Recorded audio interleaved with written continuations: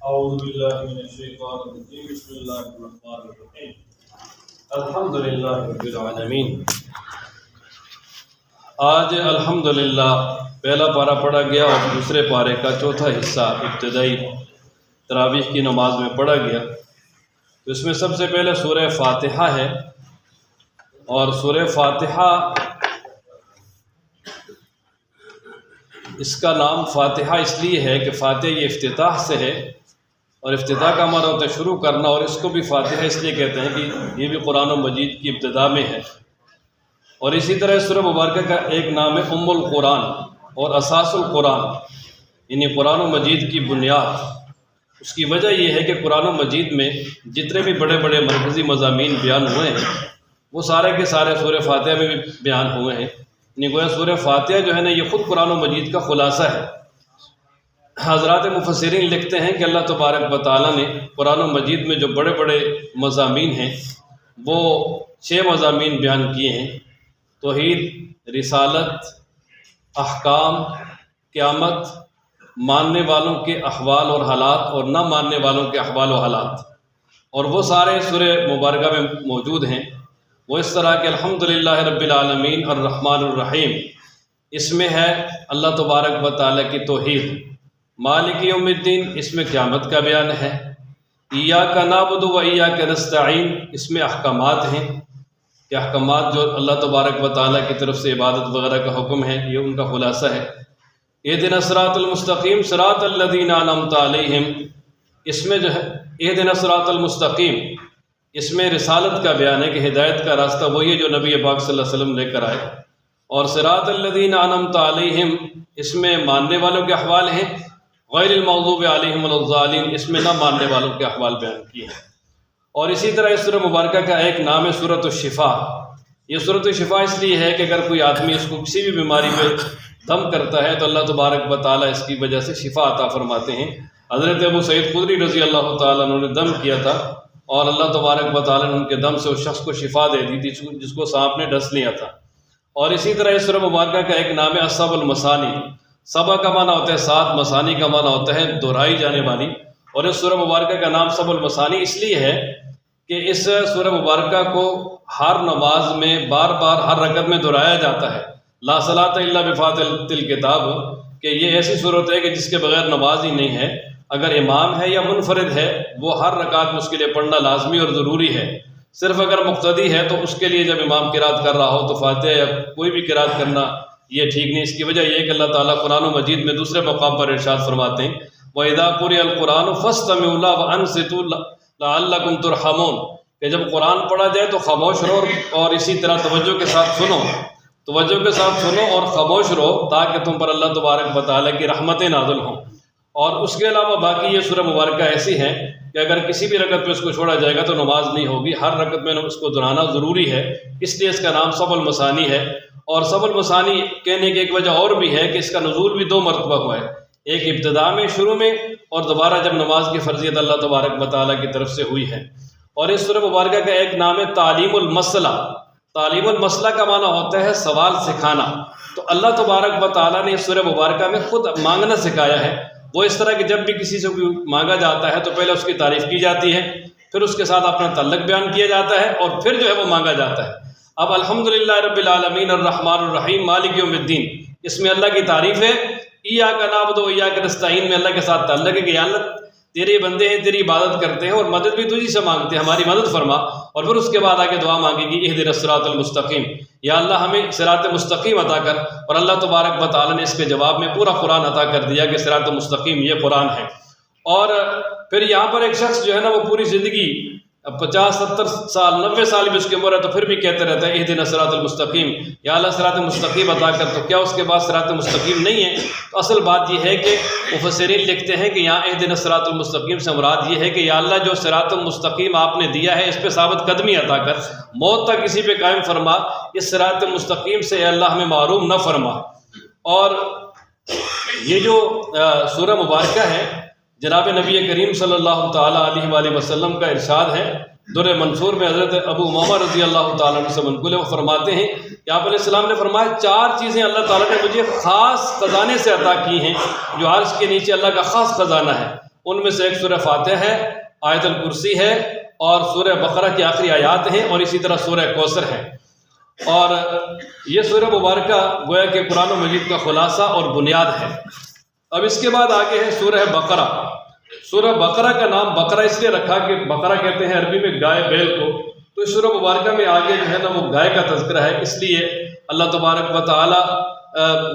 کے محبوب صلی اللہ علیہ وسلم کی طرف سے یا اسی طرح مفسرین کی طرف سے اس کا نام سورہ بقرہ رکھا گیا ہے۔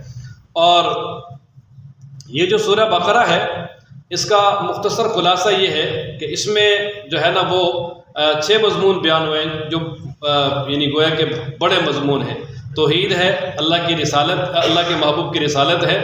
اور اسی طرح اللہ کے راستے میں جہاد کرنا، اللہ کے راستے میں خرچ کرنا، اور اسی طرح امور انتظامیہ، کچھ انتظامی امور بھی بیان کیے گئے ہیں، اور اسی طرح امور مصلحہ یعنی کچھ ایسے امور بھی بیان کیے گئے ہیں کہ جن میں اصلاحی باتیں ہیں۔ اور اس سورہ مبارکہ میں سب سے پہلے ہے الف لام میم۔ یہ حروف مقطعات ہیں، قرآن مجید کی 29 صورتوں کے شروع میں ہیں، اور ان کے بارے میں یہ ہے کہ یہ اللہ کا راز ہے، متشابہات میں سے ہیں، اللہ تعالیٰ ہی ان کی مراد کو جانتے ہیں۔ آگے اللہ تعالیٰ نے قرآن مجید کی حقانیت کو بیان کیا کہ یہ کتاب ایسی ہے جس میں کوئی شک نہیں ہے، اور یہ پرہیزگاروں کے لیے ہدایت ہے۔ یعنی ہدایت تو سب کے لیے بن کے آئی ہے، لیکن فائدہ انہی کو ہوگا جو کہ پرہیزگار ہیں اور اللہ تبارک و تعالیٰ کو ماننے والے ہیں۔ اب وہ جو پرہیزگار ہیں جن کے لیے یہ قرآن مجید ہدایت ہے، آپ آگے ان کی صفات بیان کی ہے۔ پہلی صفت یہ ہے کہ وہ بن دیکھے ایمان لاتے ہیں اللہ کی ذات پر، اور اسی طرح یعنی فرشتوں پر، قیامت پر، اللہ تبارک و تعالیٰ کے محبوب نے جو کچھ کہہ دیا اس سب پہ ان کا ایمان ہے بن دیکھے۔ دوسری صفت یہ بیان فرمائی کہ وہ نماز پڑھتے پابندی کے ساتھ، اور تیسری صفت بیان فرمائی کہ وہ اللہ کے دیے ہوئے مال میں سے خرچ کرتے ہیں۔ چوتھی صفت بیان کی کہ وہ قرآن مجید پہ بھی ایمان رکھتے ہیں اور پہلی کتابوں پہ بھی ان کا ایمان ہے، اور پانچویں صفت بیان کی کہ وہ آخرت پہ بھی ایمان رکھتے ہیں، اور آخر میں اس کا انجام بیان کیا کہ یہ لوگ ہدایت پر ہیں اور یہی لوگ حقیقت میں کامیاب ہیں۔ اب آگے ان لوگوں کا تذکرہ کیا کہ جو پکے کافر تھے، جن کا کفر پہ مرنا یقینی تھا، جن کے دلوں پہ مہر جباریت لگ گئی تھی، جیسے ابو جہل ہے، ابو لہب ہے، عتبہ شیبہ وغیرہ، کہ ان کے بارے میں اللہ تعالیٰ نے فرمایا کہ میرے محبوب یعنی کچھ کفار ایسے ہیں کہ جن کو آپ ڈرائیں یا نہ ڈرائیں، یعنی اللہ کا پیغام پہنچائیں نہ پہنچائیں، اب وہ ایمان نہیں لائیں گے۔ یعنی تبلیغ سے نہیں روکا، آپ تبلیغ کریں، لیکن یہ کہ ان کو فائدہ نہیں ہوگا۔ وجہ یہ ہے کہ ان کے دل سیاہ ہو چکے ہیں، اللہ تعالیٰ نے ان کے دلوں پہ مہر لگا دی ہے، کانوں پہ مہر لگا دی ہے، آنکھوں پہ پردہ آ گیا ہے۔ اب جو ہے ان کی موت جو ہے کفر پہ یقینی ہے، اس لیے کہ اب ان کے دل سیل ہو گئے ہیں کفر اور گندگی کی وجہ سے۔ اب ان کے اندر کوئی چیز جا ہی نہیں سکتی، کفر پہ مریں گے اور ان کے سخت قسم کا عذاب ہوگا۔ آگے ایک تیسرا طبقہ تھا منافقین کا۔ منافقین یہ نفق سے، نفق اصل میں عربی میں کہتے ہیں یہ ٹنل اور سرنگ کو، کہ اس کے بھی دو رخ ہوتے ہیں نا، 2 منہ ہوتے ہیں، ایک طرف سے داخل ہو گیا دوسری طرف سے نکل گیا۔ اور اس زمانے میں یہ جو گوہ ہوتی ہے، اس کا جو بل ہوتا ہے اس کو جو کہا جاتا تھا یہ نفق کہا جاتا تھا، کیونکہ وہ بھی ایک طرف سے جو ہے وہ اب داخل ہوتی تھی دوسری طرف سے نکل جاتی تھی، وہ ہمیشہ یعنی اپنا جو اس کا بل ہے اس کے وہ 2 دروازے رکھتی تھی۔ تو اس لیے منافقین جو ہے ان کو بھی منافق اس لیے کہا گیا ہے کہ وہ بھی 2 منہ ہوتے تھے، یعنی 2 رخے ہوتے تھے۔ مسلمانوں کے سامنے آتے تو کہتے جی ہم ایمان لائے اور یعنی اللہ تبارک و تعالیٰ کو مانتے ہیں، اللہ کے محبوب کی رسالت کو بھی مانتے ہیں، لیکن حقیقت میں وہ ایمان والے نہیں تھے، اندر سے کافر تھے۔ اصل میں یہ کہ وہ کافروں کے جاسوس تھے، اور اللہ تعالیٰ فرماتے ہیں کہ وہ اللہ کو دھوکہ دینا چاہتے ہیں، حالانکہ وہ اپنے آپ کو خود دھوکہ دے رہے ہیں، اور ان کے دلوں میں نفاق کی بیماری ہے۔ جتنا قرآن مجید اترتا جائے گا اتنی ان کی نفاق کی بیماری بڑھتی جائے گی، اور اس کی وجہ سے ان کے لیے بڑا سخت عذاب ہے۔ اور اسی طرح اگر ان سے کہا جائے یار ایسے کرو کہ تم زمین میں فساد نہ کرو، یہ نفاق پھیلا کر، وہ کہتے ہیں جی ہم تو اصلاح کرنے والے ہیں، فساد تو کرتے ہی نہیں ہیں۔ اور اگر اسی طرح ان سے کہا جائے کہ جس طرح یہ مہاجرین و انصار صحابہ ایمان لائے ہیں، تم یہ معیار ایمان ہے، تم ان کی طرح ایمان لے آؤ، وہ کہتے جی یہ تو بیوقوف ہے کہ مطلب آخرت کے نام پہ دنیا کو بالکل چھوڑ دیا ہے اور سب کچھ ہے نا اس سے پیچھے ہو گئے ہیں، اور دنیا کا نقصان کر دیا، اور کہتے ہیں جی ہمیں آخرت ملے گی۔ ہم تو ایسے بیوقوف نہیں ہیں، ہم تو اس طرح کریں گے کہ دنیا کا بھی فائدہ حاصل کریں گے، آخرت کا بھی فائدہ حاصل کریں گے۔ تو اللہ تبارک و تعالیٰ نے فرمایا کہ آخرت کا فائدہ تو ان کو ملنے والا نہیں ہے۔ وہ کہتے ہیں کہ جو پکے مومن ہیں وہ بیوقوف ہیں، وہ بیوقوف نہیں ہیں، وہ تو بڑے عقل مند ہیں کہ انہوں نے عارضی زندگی کو چھوڑ دیا، ہمیشہ کی زندگی کو اختیار کر لیا ہے۔ اصل بیوقوف تو یہ منافقین ہیں، لیکن یہ سمجھتے نہیں ہیں۔ اور اسی طرح ان کے ایک اور دوروخی کو بیان کیا کہ جب مسلمانوں سے ملتے ہیں تو کہتے جی ہم ایمان لائے، جب اپنے کافروں کے پاس جاتے ہیں کہتے جی ہم تو تمہارے ساتھ ہیں، ہم تو ویسے مسلمانوں کے ساتھ مذاق کرتے ہیں۔ آگے اللہ تبارک و تعالیٰ نے ان کی 2 مثالیں بیان کی جن کا خلاصہ یہ ہے کہ وہ یعنی اپنے نفاق پہ قائم تو ہیں لیکن ان کے اندر خوشحالی کبھی بھی نہیں ہے، ہر وقت خوف اور ہر وقت بے چینی کی کیفیت۔ وجہ یہ کہ جو جھوٹا اور منافق ہوتا ہے وہ کبھی بھی اندر سے سکون نہیں پاتا۔ آگے اللہ تبارک و تعالیٰ نے اپنی عبادت کا حکم دیا، اپنی وحدانیت کا اعلان کیا کہ اللہ تعالیٰ فرماتے ہیں اے لوگو صرف اللہ کی عبادت کرو جس نے تم کو پیدا کیا اور تمہارے ماں باپ کو بھی پیدا کیا تاکہ حقیقی تقویٰ تمہارے اندر آ جائے۔ اور اس کے آگے دلیل بیان کرتے ہوئے فرمایا کہ اللہ تعالیٰ وہ ذات ہے جس نے زمین کو تمہارے لیے بچھونا بنایا، آسمان کو تمہارے لیے چھت بنایا، آسمان سے تمہارے لیے پانی برسا کر تمہارے لیے کھانے پینے کے اور رزق کا اہتمام کیا۔ تو فلا تجعلوا للہ اندادا وانتم تعلمون، جب یہ ساری چیزیں تمہیں اللہ تعالیٰ نے دی ہیں تو پھر اللہ تعالیٰ کے ساتھ کسی کو شریک نہ کرو۔ اللہ تعالیٰ جس طرح تمام چیزیں دینے میں تمہیں دینے میں اکیلا ہے، اسی طرح عبادت میں بھی اللہ اکیلا ہے، اللہ تعالیٰ کے ساتھ اس کی عبادت میں کوئی بھی شریک نہیں ہے۔ اور آگے اللہ تبارک و تعالیٰ نے قرآن و مجید کی حقانیت کو بیان کیا۔ کفار کہتے تھے کہ نبی پاک صلی اللہ علیہ وسلم خود بنا کے پیش کرتے ہیں، تو اللہ تعالیٰ نے فرمایا پھر تم بھی عرب ہو اور تم بھی فصیح ہو، اگر تمہیں اس قرآن و مجید میں شک ہے تو قرآن و مجید کی 114 صورتوں کے مقابلے میں ایک چھوٹی سی صورت لے آؤ اور سارے اپنے جتنے بھی تمہارے مددگار ہو سکتے ہیں سب کو بلا لو، یہ کام کر لو اگر تم سچے ہو۔ اللہ نے فرمایا اگر تم نہ کر سکو اور کر ہی نہیں سکو گے تو پھر اس آگ سے ڈرو جس کا ایندھن انسان اور پتھر ہیں جو کافروں کے لیے تیار کی گئی ہے۔ تو گویا انہوں نے قرآن و مجید کا جو یہ چیلنج ہے یہ نہ قبول کر سکے اور نہ کریں گے، قیامت تک کوئی بھی قرآن و مجید کی ایک صورت کا بھی مقابلہ نہیں کر سکتا۔ یہ اللہ تبارک و تعالیٰ کی طرف سے بہت بڑا معجزہ ہے۔ اور آگے اللہ تعالیٰ نے ایمان والوں کے لیے بشارت دی، فرمایا کہ میرے محبوب ان لوگوں کو بشارت دی جو ایمان لائے، نیک اعمال کیے کہ ان کے لیے جنت بھی ہے جہاں نہریں جاری ہیں۔ جب بھی ان کو جنت میں کھانے کے لیے پھل وغیرہ دیے جائیں گے وہ کہیں گے جی یہ تو ہمیں پہلے بھی ملے ہیں، لیکن وہ اپنا شکل میں تو پہلے جیسے ہوں گے لیکن ذائقہ ہر ایک کا الگ الگ ہوگا۔ اور فرمایا وہاں ان کے لیے پاکیزہ بیویاں بھی ہوں گی اور وہ ہمیشہ جنت میں رہیں گے۔ اللہ تبارک و تعالیٰ نے مثال سمجھانے کے لیے قرآن و مجید میں کچھ مثالیں بیان کی ہیں کچھ چیزوں کی۔ مثلا اللہ تبارک و تعالیٰ فرماتے ہیں کہ اے لوگوں ایک میں مثال بیان کر رہا ہوں، اس کو توجہ سے سنو۔ سورہ حج میں کہ وہ لوگ جو اللہ کے علاوہ اوروں کو پکارتے ہیں وہ ایک مکھی بھی پیدا نہیں کر سکتے، اگر وہ سارے کے سارے جمع ہو جائیں جو ان کے معبودان ہیں۔ اور مکھی پیدا کرنا تو درکنار، اگر مکھی کوئی چیز لے کر ان کے پاس سے بھاگ جائے تو فرمایا اس کو پکڑ بھی نہیں سکتے، اس سے چھین بھی نہیں سکتے۔ اور اسی طرح اللہ تبارک و تعالیٰ نے مکڑی کی مثال بیان کی کہ جو لوگ اللہ تبارک و تعالیٰ کے علاوہ اوروں کو پکارتے ہیں اور یعنی اللہ کے مخلوق میں سے انہوں نے معبود بنائے ہوئے ہیں، ان کی مثال ایسے ہے جس طرح کہ مکڑی کا جالا، کہ مکڑی کا جالا جو ہے وہ اسے سردی گرمی کسی بھی چیز سے نہیں بچا سکتا، اور سب سے کمزور وہ ہے، تھوڑی سی ہوا چلتی ہے تو وہ جالا بالکل ٹوٹ پھوٹ کا شکار ہو کے ختم ہو جاتا ہے، بلکہ وہ مکڑی خود اس میں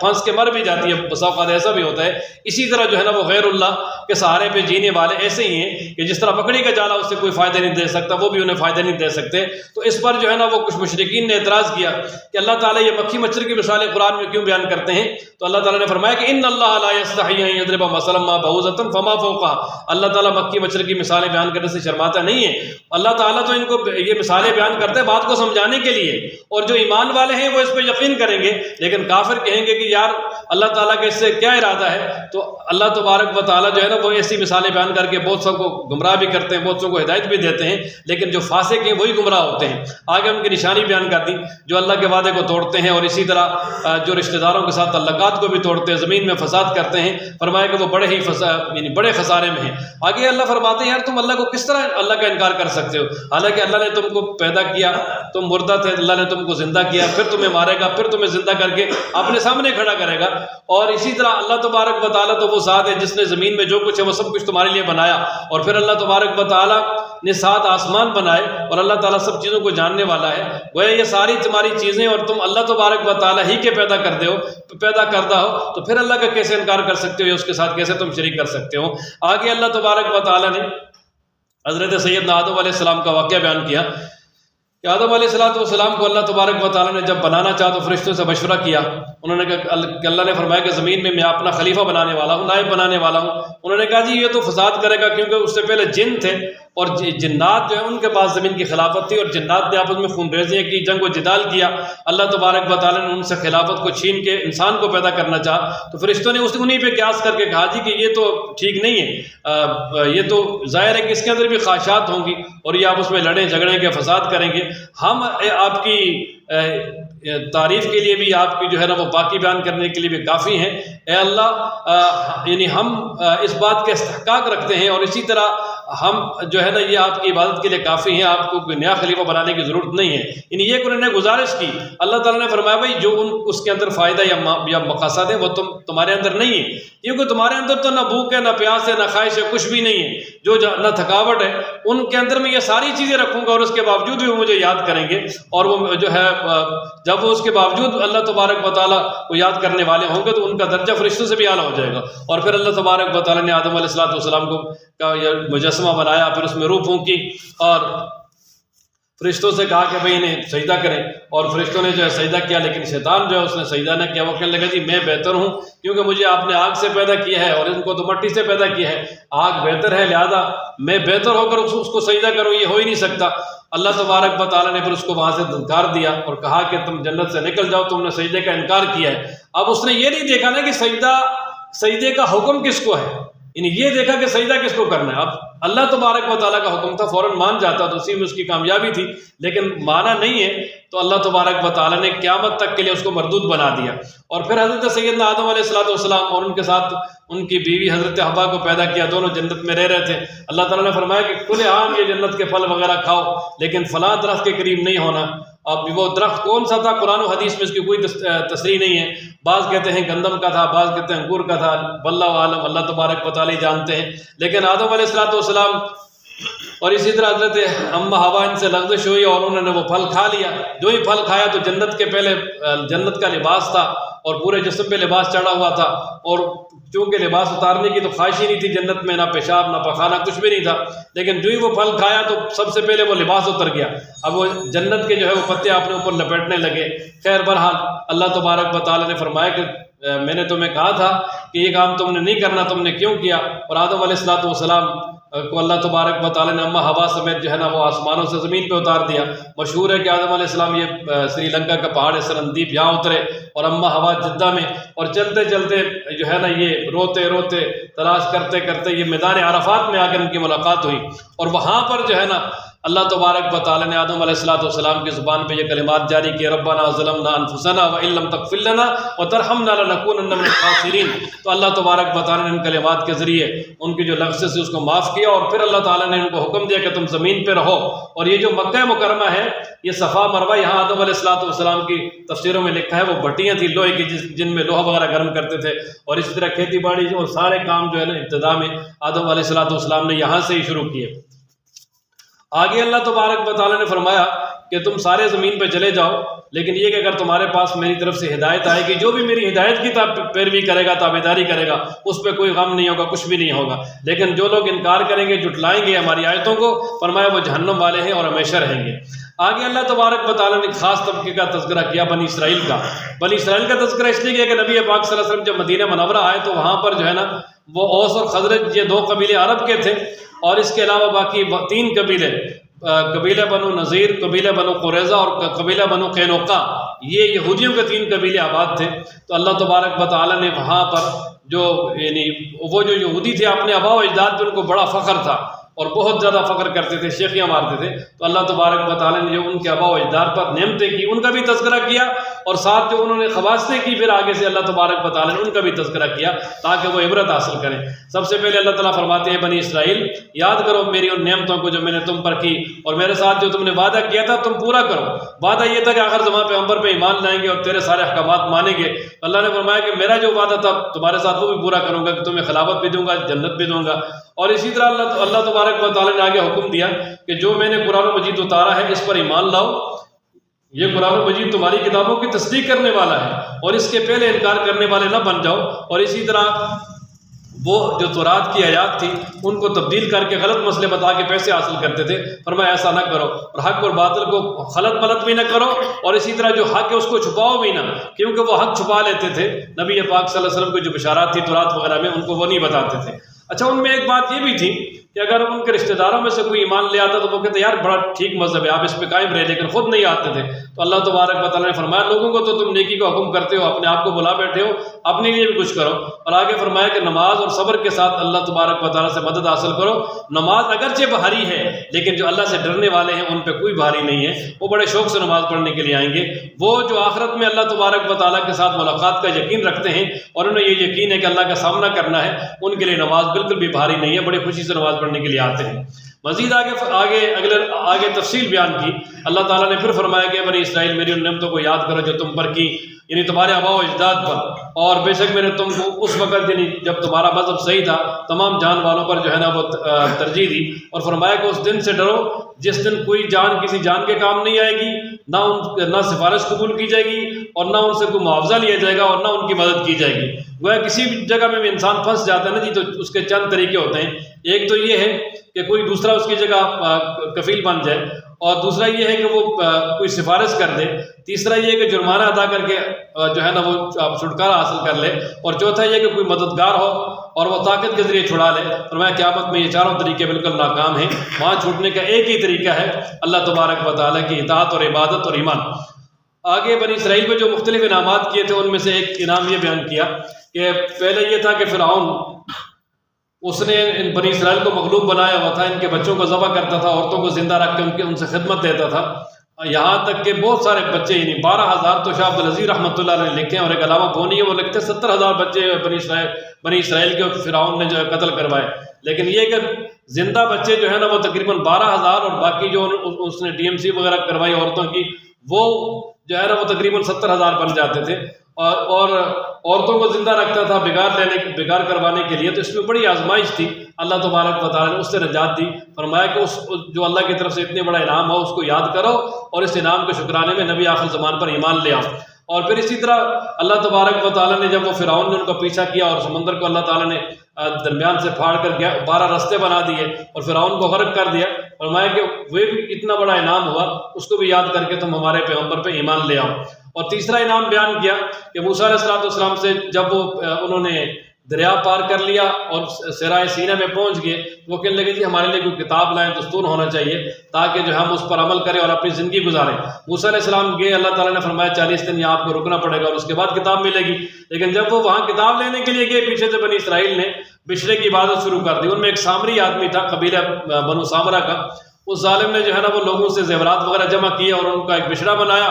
اور اس کے اندر جو ہے نا وہ جبریل امین جہاں سے گزرے تھے وہ جہاں ان کی سواری کا پاؤں لگا تھا اس جگہ کی مٹی ڈال دی اور اس میں وہ آواز نکالنا شروع کر دی، چیں چیں، اور وہ کہنے لگے جی موسیٰ علیہ السلام تو کوہ طور پہ گئے ہیں اللہ کو ملنے، نعوذ باللہ الہ تو یہ ہے۔ اب بہت سارے لوگ اس میں مبتلا ہو گئے، لیکن حضرت ہارون علیہ السلام نے بہت سمجھایا، نہیں سمجھے۔ موسیٰ علیہ السلام واپس آئے، غصے بھی ہوئے، اور اسی طریقے سے پھر اللہ تعالیٰ کی طرف سے حکم آیا کہ جن لوگوں نے بچھڑے کی پوجا کی ہے ان کو قتل کیا جائے، اور بہت سارے لوگوں کو پھر قتل کیا۔ اور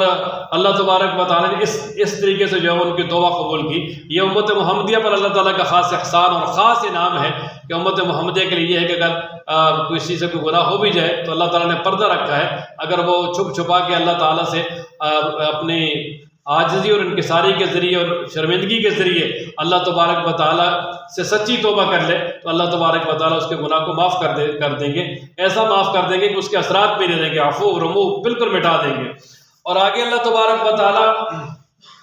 نے بنی اسرائیل پہ ایک اور جو ہے نا انعام کیا تھا، اس کا تذکرہ کیا۔ وہ یہ ہوا کہ موسیٰ علیہ السلام نے 70 آدمیوں کو ساتھ لیا، وہ کہنے لگے جی ہم ساتھ جائیں گے اور ساتھ تاکہ معذرت بھی کریں جو بچھڑے کی پوجا کی، اور پھر وہ کچھ کہنے لگے جی کہ جب تک اللہ تعالیٰ خود جو ہے نا وہ ہمیں یعنی یہ بات نہ کہہ دیں کہ یہ کتاب میری ہے اس پر ایمان لاؤ تو اس وقت تک ہم نہیں مانیں گے۔ تو خیر وہ 70 آدمیوں کے ساتھ کوہ طور پہ گئے، اللہ تبارک و تعالیٰ سے ہم کلامی ہوئی تو اللہ تعالیٰ کی طرف سے آواز آئی کہ یہ میری کتاب ہے اس کو مانو، اور لیکن پھر بھی وہ کہنے لگے جی نہیں ہم اس وقت تک نہیں مانیں گے جب تک اللہ تعالیٰ ہمارے سامنے آ کے خود نہ کہہ دے کہ یہ میری کتاب ہے۔ تو اللہ تبارک و تعالیٰ کی طرف سے پھر ان پہ ایک آسمانی عذاب نازل ہوا، وہ سارے کے سارے ہلاک ہو گئے۔ موسیٰ علیہ السلام جو ہے بڑے پریشان ہوئے، عرض کیے اللہ پہلے ہی بنی اسرائیل نے بہت پریشان کیا، آپ کہیں گے ہمارے بندے مار لایا لہٰذا ان کو زندہ کر دے۔ تو اللہ تبارک و تعالیٰ نے پھر دوبارہ ان کو زندہ کیا، اور اس کا یہاں تذکرہ کیا کہ یہ اللہ تعالیٰ کا تم پہ بہت بڑا احسان ہوا ہے، انعام ہوا ہے کہ اللہ نے تمہیں معاف کر کے پھر جو ہے تمہارے آباء و اجداد کو زندہ کیا۔ اور آگے ایک اور انعام جو ان پر کیا تھا اس کا تذکرہ کیا کہ بنی اسرائیل جب وہ دریا پار کر گئے تو اللہ تبارک و تعالیٰ کی طرف سے حکم ہوا کہ جو تمہارا پرانا شہر ہے اصل اریحا بیت المقدس جہاں سے وہ پہلے ہجرت کر کے گئے تھے حضرت یوسف علیہ السلام کے زمانے میں، اس پر حملہ کرو، وہاں مالکہ قوم قابض ہے، اللہ تبارک و تعالیٰ تمہاری مدد کریں گے، لہذا وہ فتح ہو جائے گا۔ تو وہ کہنے لگے موسیٰ علیہ السلام سے آپ جائیں اور آپ کا اللہ لڑائی کرے، ہم یہاں بیٹھے ہیں، فتح ہو جائے گا تو پھر آئیں گے، مگر نہ ہم جو ہے نا کبھی بھی لڑائی کرنے کے لیے تیار نہیں ہیں۔ تو اللہ تبارک و تعالیٰ نے پھر وہاں ان کا داخلہ بند کر دیا، 40 سال کے لیے میدان تیہی جس کو کہا جاتا ہے وادی سینائی، اس میں بند کر دیا، اور وہاں جن کو چلتے رات جس جگہ پہ پہنچتے اگلے دن پھر وہیں ہوتے جہاں سے دن کو چلے تھے، پھر سمجھ گئے کہ بھئی اس سے نہیں نکل سکتے، لیکن پھر بھی اللہ تبارک و تعالیٰ نے وہاں پر ان پہ بڑا احسان کیا، کھانے کے لیے من و سلوہ ان کو عطا کر دیا۔ من جو ہے نا یہ بٹیر جب بھی دل کرتا بھنے ہوئے ان کے سامنے آ جاتے، اور اسی طرح یہ سلوہ جو ہے نا یہ ترنجبین میٹھی سویٹی ڈش جو ہے نا، دونوں چیزیں اللہ تبارک و تعالیٰ نے ان کو دے دی۔ اور پھر دوسرا یہ کہ اللہ تبارک و تعالیٰ کی طرف سے وہاں ان کو کھانا بھی مل گیا، اور کہتے ہیں کہ وہ کپڑے بھی جو ہے نا ان کے ساتھ جتنا آدمی بڑا ہوتا تھا ساتھ ساتھ کپڑے بھی بڑے ہوتے جاتے، اور اسی طریقے سے ہوا چلتی تو جو کپڑوں کی میل کچیل وہ بھی ختم ہو جاتی۔ اللہ تبارک و تعالیٰ نے اتنا بڑا ان پہ انعام کیا، اور اسی طرح بادلوں سے ان پر سایہ بھی کیا۔ ظاہر ہے دھوپ ہے اوپر تو کچھ بھی نہیں تھا، اور اللہ تعالیٰ نے بادلوں سے ان پہ سایہ کیا رکھا تاکہ یہ پریشان نہ ہو۔ اور پھر اس کے بعد آگے اللہ تبارک و تعالیٰ نے جو ہے نا ایک اور انعام ایک اور عذاب جو ان پہ ہوا اس کا بیان کیا۔ اصل میں ہوا یہ کہ بعد میں حضرت یوشع بن نون ان کے ہاتھوں جب ان کے ساتھ جو ہے نا وہ بنی اسرائیل نے جہاد کیا، اور جب آگے گئے تو علاقہ فتح ہو گیا، تو اللہ تبارک و تعالیٰ کی طرف سے یہ حکم تھا کہ جب شہر کے دروازے سے داخل ہو جاؤ تو شہر کے دروازے سے ایک تو سجدے کی حالت میں جھک کے جانا ہے، اور دوسرا یہ بھی کہنا ہے حتتن جس کا معنی ہے یا اللہ معافی چاہیے معافی چاہیے۔ تو اب ایک تو وہ ظالم جو ہے ان میں سے اکڑ کے اندر داخل ہوئے، اور دوسرا یہ ہے کہ انہوں نے حتتن کے بجائے کہنا شروع کر دیا حنتتن فی شعیر، ہمیں تو جو ہے نا وہ گندم چاہیے خوشے میں۔ اللہ تبارک و تعالیٰ نے پھر ان پہ عذاب نازل کیا کہ آسمانی طاعون مسلط کر دی جس سے بہت زیادہ لوگ مر گئے۔ وجسطس کا ایک اور انعام کا تذکرہ کیا کہ میدان تین میں پانی بھی نہیں تھا، تو موسیٰ علیہ السلام سے عرض کرنے لگے کہ موسیٰ اللہ تبارک و تعالیٰ سے آپ پانی مانگیں، تو موسیٰ علیہ السلام نے اللہ تعالیٰ سے پانی مانگا، تو اللہ تعالیٰ نے فرمایا کہ یہ جو لاٹھی ہے یہ فلاں پتھر پہ مارے، جب اس میں مارا تو 12 چشمے جاری ہو گئے۔ بنی اسرائیل کے 12 ہی قبیلے تھے، تو ہر قبیلے کے لیے جو ہے نا وہ الگ الگ اللہ تبارک و تعالیٰ نے چشمہ جاری کر دیا۔ اور پھر میدان تین میں یہ بھی ایک واقعہ ہوا کہ کچھ عرصے کے بعد وہ کہنے لگے جی ہم تو یہ ایک طرح کا کھانا کھا کھا کے تھک گئے ہیں، لہٰذا اللہ تبارک و تعالیٰ سے عرض کریں کہ ہمیں جو ہے نا وہ سبزیاں ترکاریاں پیاز تھوم مسور کی دال وغیرہ اس طرح کی چیزیں ملے، ہم یہ کھائیں گے، یہ استعمال کریں۔ تو پہلے تو موسیٰ علیہ السلام کی طرف سے انہیں کہا گیا کہ یہ اعلیٰ چیز تمہیں مل رہی ہے، اس کو چھوڑ کر تم ناشکری کر کے گھٹیا چیز لے رہے ہو، لہذا تم یہ نہ کرو۔ لیکن جب ان کا مطالبہ ہوا تو اللہ تعالیٰ نے فرمایا کہ پھر ان سے کہا جو کسی بھی قریب شہر میں چلے جاؤ اور وہاں جا کے پھر محنت مزدوری کرو، کھیتی باڑی خود کرو، اور پھر تمہیں یہ ساری چیزیں مل جائیں گی۔ لیکن وہ وہاں گئے اور وہ انہوں نے تو مفت بیٹھ کے کھایا ہوا تھا، اب جب مفت بیٹھ کے اتنا عرصہ کھایا ہو تو پھر کہاں کام ہوتا ہے، پھر وہ کام نہیں کر سکے اور بڑی ذلت کے ساتھ آگے انہوں نے زندگی گزاری۔ اور اللہ تبارک و تعالیٰ نے ان پر اپنا غضب بھی نازل کیا، اور اللہ تبارک و تعالیٰ نے ان پر ذلت اور رسوائی بھی نازل کی۔ اس کی وجہ یہ کہ ایک تو وہ انبیاء علیہ السلام کو شہید کرتے تھے، یعنی حضرات انبیاء علیہ السلام بہت زیادہ بنی اسرائیل نے شہید کیے ہیں، ان میں سے حضرت یحییٰ، حضرت شایع، حضرت زکریا، اور اسی طرح حضرت حنظلہ علیہ السلام۔ بلکہ تفسیروں میں لکھا ہے کہ ایک دن میں ان ظالموں نے 45 انبیاء کو شہید کیا تھا۔ آگے اللہ تبارک و تعالیٰ فرماتے ہیں کہ جو منافقانہ طور پہ اپنے آپ کو مومن کہتا ہے، یا جو یہودی ہے یا عیسائی ہے یا صابی ہے یا کسی بھی مذہب سے تعلق رکھتا ہے، اگر وہ صحیح طریقے پر اندر سے محمد الرسول اللہ صلی اللہ علیہ وسلم پر ایمان لے آئے گا، اللہ کی توحید پر، آخرت پر، اور نیک اعمال کرے گا، تو اللہ تبارک و تعالیٰ ان کو اس کا بدلہ بھی عطا کریں گے، اور ان پر کوئی خوف اور کوئی حزن نہیں ہوگا۔ آگے اللہ تبارک و تعالیٰ نے بنی اسرائیل کا ایک اور تذکرہ کیا کہ بنی اسرائیل کو اللہ تعالیٰ نے جب تورات دی نا کہ اس پر عمل کرنا ہے، تو وہ کہنے لگے جی ہم تو یہ بہت مشکل ہے، اس پر عمل نہیں کر سکتے، تو اللہ تبارک و تعالیٰ نے طور پہاڑ جو ہے ان کو اس طرح لا کے کھڑا کر دیا، فرمایا اگر مانتے ہو تو ٹھیک ہے، اگر میں اس کو گراتا ہوں، تو کہنے لگے جی سمعنا، لیکن جب وہ پتھر اپنی جگہ پہ چلا گیا تو وہ کہنے لگے جی ہم نہیں مانتے، اعوذ باللہ من ذالک۔ تو اللہ تبارک و تعالیٰ نے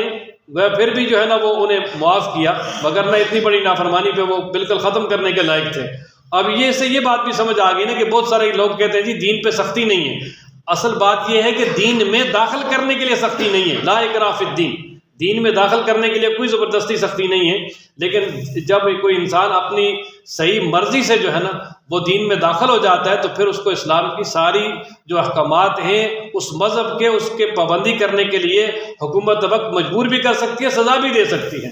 جیسے آپ اس کی چھوٹی سی مثال سمجھیں کہ اگر مثلاً ایک یونیورسٹی ہے، اب یونیورسٹی میں داخلے کے لیے ہر آدمی اپنی مرضی سے جاتا ہے، بلکہ وہ بڑی محنت کرتا ہے، کوشش کرتا ہے، امتحان پاس کرتا ہے، ٹیسٹ پاس کرتا ہے اور یونیورسٹی میں داخل ہوتا ہے۔ جب داخل تو مرضی سے ہوا، لیکن جب وہ یونیورسٹی میں داخل ہو گیا ہے تو اس کے بعد جو یونیورسٹی کے جتنے بھی قوانین ہیں وہ اس کو فالو کرنے پڑیں گے، اگر وہ نہیں کرے گا تو ان کا مجرم شمار ہوگا اور وہ اس کو سزا دیں گے۔ یہی مثال یہاں اسلام کی بھی ہے۔ اچھا، آگے اللہ تبارک و تعالیٰ نے بنی اسرائیل کا ایک اور گروہ ہے جس نے اللہ کی نافرمانی کی، اس کا تذکرہ کیا۔ یہ وادی ایلا جو ہے سمندر کے کنارے پر بنی اسرائیل کی ایک آبادی تھی حضرت داؤد علیہ السلام کے دور میں۔ یہ مچھلی کے سمندر کے کنارے رہتے تھے، مچھلی کا شکار کرتے تھے اور اسی پہ جو ہے ان کی ساری معیشت کا دار و مدار تھا۔ اللہ تبارک و تعالیٰ کی طرف سے اپنا یہودیوں کے لیے ہفتے والا دن یہ محترم تھا، اس دن کے لیے ان کو حکم ہوا کہ آپ نے جو ہے نا اس دن کا احترام کرنا ہے، صرف عبادت کرنی ہے، مچھلی بھی نہیں پکڑنی، کوئی کام نہیں کرنا۔ اچھا، اب یہ کہ وہ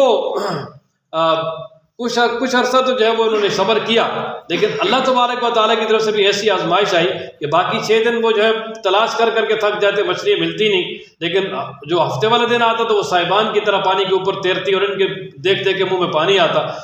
اب کچھ عرصے کے بعد کچھ لوگوں نے ایک ہیلا کیا، وہ یہ کہ وہاں سے چھوٹی چھوٹی کھالیں بنائیں اور آگے بڑے بڑے حوض بنا دیے۔ اب جب ہفتے والا دن ہوتا تو آگے بند لگا دیتے، ہفتے والے دن جب مچھلیاں اوپر آ جاتی تو پھر اس کو بند ہٹا دیتے، وہ کھالوں میں پانی داخل ہو کر وہ سیدھا حوضوں میں آ جاتا جو بڑے بڑے انہیں بنائے ہوتے تھے، ساتھ مچھلی بھی آ جاتی۔ جب حوض بھر جاتے تو واپسی کا راستہ بند کر لیتے، اتوار والے دن مچھلی پکڑ لیتے۔ وہ کہتے جی دیکھو جی ہم نے تو ہفتے کو نہیں پکڑی، لہٰذا ہم نے تو اتوار کو پکڑی ہے، لیکن اللہ تبارک و تعالیٰ کے نیک بندوں نے ان کو روکا، وہ باز نہ آئے۔ اور کچھ لوگوں نے کہا یار چھوڑو، کرنے تو ان کو کوئی مسئلہ نہیں، خود ہی دفع ہوں گے، ہمیں کیا ہے۔ لیکن جو اللہ والے تھے وہ الگ ہو گئے اور جو دوسرے تھے انہوں نے دماغ میں دیوار کر لی، اور جو ان کے حمایتی تھے اور اسی طرح جو نافرمانی کرنے والے تھے وہ سارے ایک جگہ پہ تھے، اور اللہ تعالیٰ کی طرف سے ایسا عذاب آیا، اللہ کریم نے ان کو بندر بنا دیا۔ 3 دن وہ زندہ رہے اور اس کے بعد سارے مر گئے۔ یعنی یہ جو بندر ہے یہ ان کی نسل نہیں ہے، بندر تو پہلے سے موجود تھے، اللہ تعالیٰ نے ان کی شکلیں بندروں میں مسخ کی تھی اور پھر کچھ عرصہ وہ زندہ رہے اور پھر وہ مر گئے، ختم ہو گئے۔ تو اس سے یہ بات بھی سمجھ آ گئی کہ معاشرے میں جو برائی ہے اللہ تبارک و تعالیٰ کی طرف سے مومنوں کو یہ حکم ہے کہ اس سے جتنا ہو سکے روکیں، اگر نہیں روکیں گے تو یہ عذاب جب آئے گا تو یہ بھی سارے کے سارے اس میں شامل ہوں گے۔ آگے اللہ تعالیٰ نے بنی اسرائیل کا ایک واقعہ بیان کیا، وہ یہ ہے کہ بنی اسرائیل میں ایک شخص تھا جس کا نام تھا عامیل، اور بڑا دولت مند تھا، اس کی اولاد نہیں تھی۔ اب اس کے بھتیجوں نے یا اسی طرح چچزاد بھائیوں نے جو ہے نا اس کو قتل کر دیا، وہ اس کی ساری جائیداد وغیرہ پر قبضہ کرنے کے لیے، اور قتل کر کے ایک مین شاہراہ پہ یا کسی بستی میں لے کر اس کو ڈال دیا، اور خود مدعی بن گئے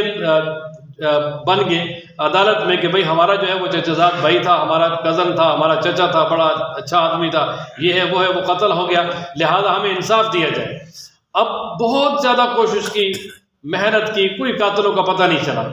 تو موسیٰ علیہ السلام سے پھر انہوں نے عرض کیا کہ اے موسیٰ آپ تو اللہ کے نبی ہیں، تو لہذا آپ اللہ تبارک و تعالیٰ سے عرض کریں کہ اللہ تعالیٰ ہمیں اس آدمی کے قاتل کو بتا دے تاکہ جو ہے ہمارے لیے آسانی ہو جائے، اب تو ہم سب بدنام ہیں۔ تو اللہ تبارک و تعالیٰ کی طرف سے انہیں حکم ہوا کہ آپ ایسا کریں، ایک گائے ذبح کریں، بیل ذبح کریں، اور اس کا گوشت کا ایک حصہ